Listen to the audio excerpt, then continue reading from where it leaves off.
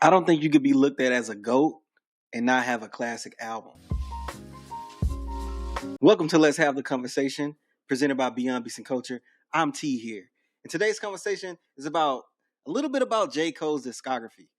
And over the weekend, we had like this kind of viral post about Freddie Gibbs versus J. Cole discography.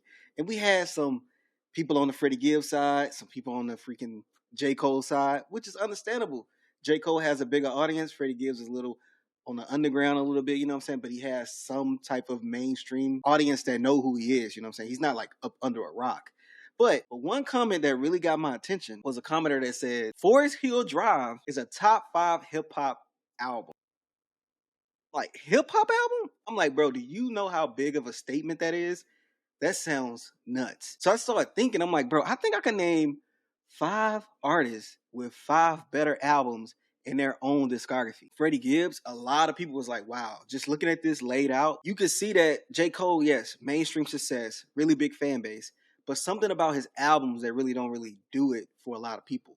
Usually you have a general consistency on like what's a classic album, what's like a really great album. And I feel like with J. Cole, he has like the catalog where it's never like, okay, boom, that's it right here. The only J. Cole album I really enjoyed was the Off Season. I really enjoyed that one. I was like, oh, this to me, I think this is his best work, like best rapping, a cool little middle ground to me. It wasn't like great, but it was good. Forest Hill Drive is a J. Cole album I have like the weirdest relationship with.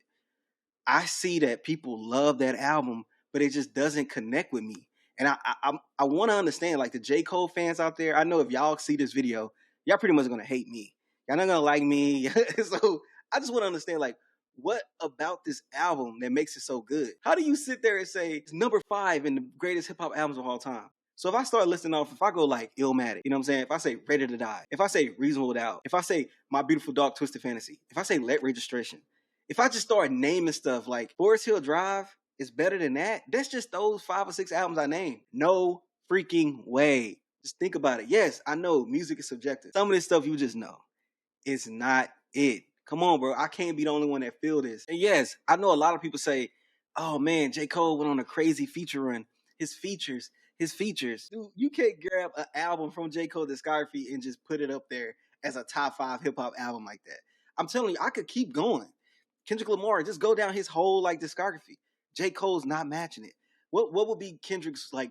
To me, Kendrick's weakest album, to me, sonically, when comes to like a listening experience, it's probably Mr. Morale and the Big Steppers. Like J. Cole, yes, he tries to bring that emotion and everything like that, but I never feel it. It's a stereotype of like just saying J. Cole's boring.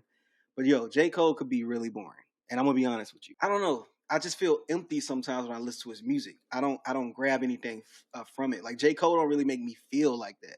When I listen to Kendrick Lamar, even when I listen to Drake. But yes, J. Cole been in his game for a while. Yes, he is successful. He's been on 10 plus years, and he has some classic mixtapes. But classic albums, no. Have J. Cole made an impact to the culture? Debatable. But saying that J. Cole has a top 5 album in hip hop history is crazy. Like that is it's insane. Oh man, ever since J. Cole bowed out of the beef, everybody would look at him differently. Bro, I had these feelings from J. Cole way before the beef even started. And it's documented on this podcast, on this channel right now. I might insert a clip of me talking about how I felt about J. Cole before the beef. Like, so all right, J. Cole, bro. I don't like hip hop Twitter, bro. Cause like they boost J. Cole up. I don't even think J. Cole want his fans to be like this. Cause they set him up to this high standard that I just gotta bring him down. Gotta humble him a little bit. Bro, J. Cole, listen to me, bro.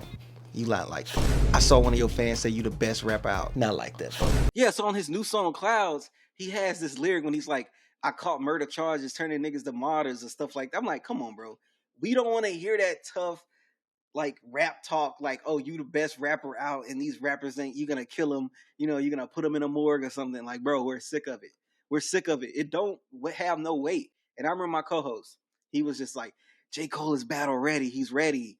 Like here in off season, he's ready. And I'm like, bro, he is not ready. And I don't even want to talk about the apology, but I'm just speaking on how I just felt about J. Cole. He just never gave me that it's a lot of talk, but it's like, okay, bro, now we got to see you back it up.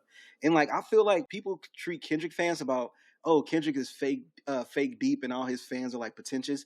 I feel that way about J. Cole fans. They hold him up to a standard he do not represent at all to me. I don't know, J. Cole he just a like what will Fantano say? He's like a light six. Even if you go to the big three now, I still got him at number three. He's still number three in my eyes. And I'm ready for J. Cole new album. The Fall Off, I'm ready to hear this. With Clouds, really good rapping on there. Really good rhyme scheme he went on that. Second verse was pretty good. I still want him to succeed. It's still hip hop here. I still love the music.